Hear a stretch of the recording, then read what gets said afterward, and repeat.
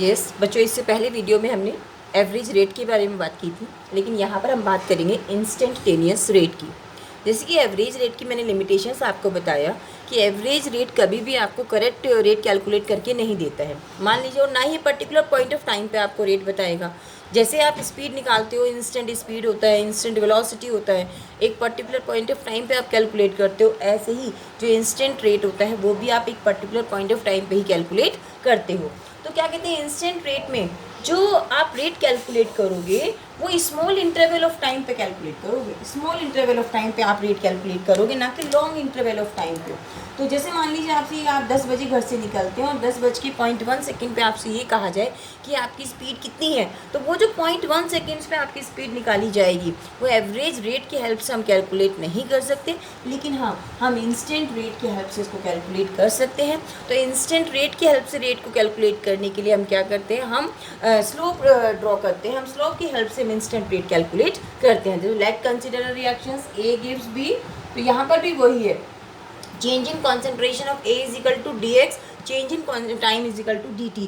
तो ये जब हम इंस्टेंट रेट कैलकुलेट करते हैं, तो इंस्टेंट रेट कैलकुलेट करते समय जो इसमें जो चेंज आता है टाइम में, that is very very small change. It means instant rate जब डेल्टा टी यानी कि change in time approaches zero, जब नेग्लिजिबल टाइम में चेंज आता है, नेग्लिजिबल कॉन्सेंट्रेशन में चेंज आता है, तो वो हम जब रेट कैलकुलेट करते हैं तो वो एवरेज रेट से हम कैलकुलेट नहीं कर सकते, वो केवल इंस्टेंट रेट से कैलकुलेट कर सकते हैं, वो भी with the help of slope. हम स्लोप की हेल्प से आसानी से इंस्टेंट रेट एक पर्टिकुलर पॉइंट ऑफ टाइम पे कैलकुलेट कर सकते हैं। तो instant rate is equal to average rate as delta t approaches zero. It means जब स्मॉल चेंज इन टाइम जो बिल्कुल नेग्लिजिबल है, 10:01 सेकेंड पे आपको रेट कैलकुलेट करने हैं, तो उस केस में हम केवल किससे निकाल सकते हैं, हम केवल ये instant rate with help of slope हम इसे कैलकुलेट कर सकते हैं। अब जैसे मान लीजिए आपसे ये कहा जाए,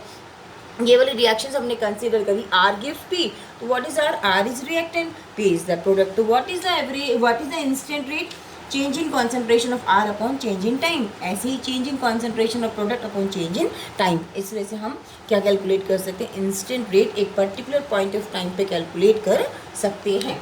अब जैसे मान लीजिए आपको कहा जाए कि आप कैसे कैलकुलेट करोगे इंस्टेंट रेट और एवरेज रेट, तो हम इसका ग्राफिकल रिप्रेजेंटेशन करते हैं। ग्राफिकल रिप्रेजेंटेशन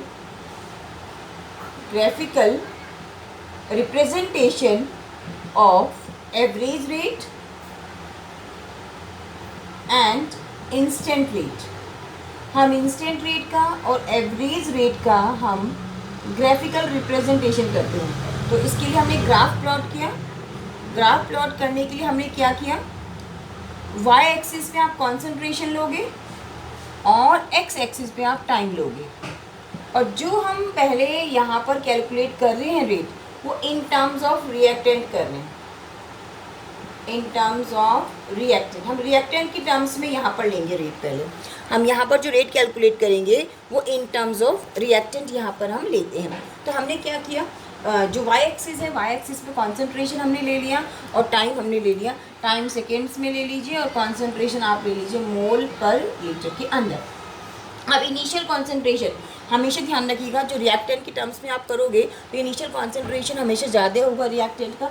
तो मान लीजिए जो इनिशियल कॉन्सेंट्रेशन है वो 0.08 है, 0.0 रेगुलर चेंज ले लीजिए कॉन्सेंट्रेशन में, 0.04 है, 0.02 है और यहाँ पर 0 हो गई। ऐसे ही टाइम है, यहाँ 5 सेकेंड्स ले लीजिए, 10 सेकेंड्स, 15 सेकेंड्स एंड 20 सेकेंड्स हमने टाइम ले लिया। अब आपने कोई सी भी दो कॉन्सेंट्रेशन चूज़ कर ली, मान लीजिए ये आपकी 10 सेकेंड्स पर और ये कॉन्सेंट्रेशन आपकी 15 पर है, तो आपसे कहा जाए कैलकुलेट द एवरेज रेट। हम रिएक्टेंट की टर्म्स में हम कैलकुलेट कर रहे हैं, तो रिएक्टेंट की टर्म्स में कैलकुलेट करने के लिए ग्राफ हमेशा ऐसे आएगा, डाउनवर्ड आएगा। क्यों, जैसे जैसे टाइम बढ़ता जा रहा है कॉन्सेंट्रेशन ऑफ रिएक्टेंट डिक्रीज होती जा रही है, कॉन्सेंट्रेशन ऑफ रिएक्टेंट डिक्रीज होती जा रही है और टाइम क्या होता जा रहा है, इंक्रीज होता जा रहा है। अब मान लीजिए एक तो कॉन्सेंट्रेशन आपने ये ले ली 10 सेकेंड्स पर, एक कॉन्सेंट्रेशन आप ले लेते हो 0.06, तो ये मान लीजिए इसका C1 है और ये क्या है C2 है, ठीक है, और ये इसका T1 है और ये इसका T2 है। Then what is the average rate, average rate क्या होगा, R average is equal to होगा C2 minus C1 upon T2 minus T1।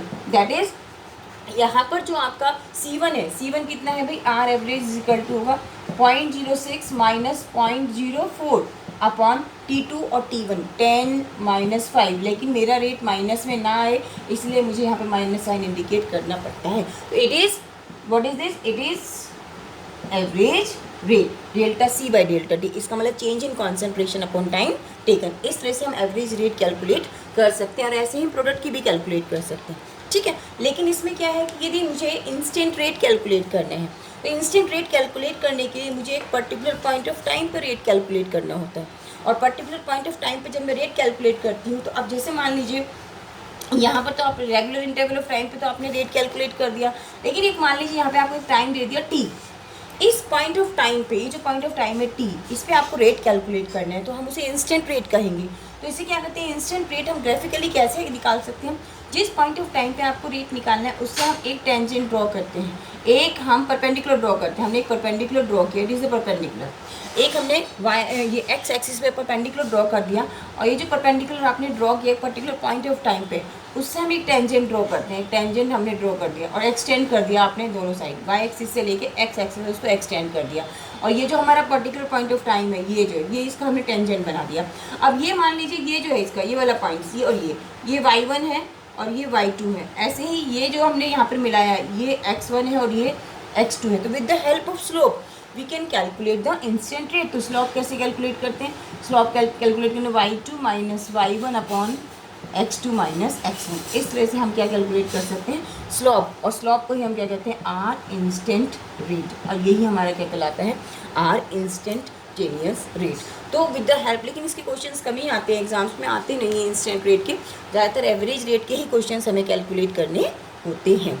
यदि आपकी कोई क्वेरी है तो आप उसमें डिस्क्रिप्शन में लिख दीजिएगा या आप उसके बॉक्स में डाल दीजिएगा। आपको कोई भी क्वेश्चंस पुट करने हैं तो उसे मैं वापस फर्दर आपका सॉल्व कर दूँ।